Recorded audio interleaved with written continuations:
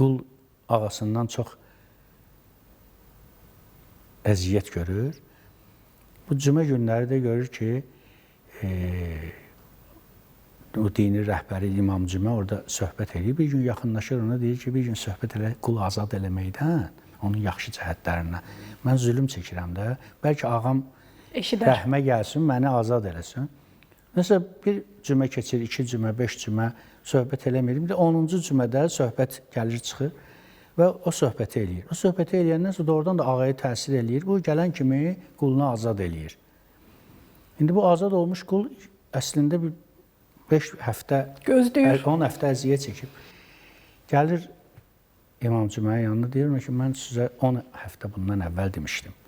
Bu 10 həftə içində bir gün tapıb deyə bilmədiniz ki, bunu gözlətdiniz məni bu qədər və əziyyət çəkirdim axı mən. O şəxs də cavab verir ki, deyir, o müddət ərzində mən biraz pul yığdım, bir qul aldım və qul azad elədim. O hissi yaşadım. Onun nə olduğunu bildim. Həm onu deyəndə indi sözümün də gücü oldu. Çünki insanlar da eşitmişdilər ki, mən qul alıb azad eləmişəm. İndi həm əməldə onu göstərdim, həm də daha inandırıcı oldu.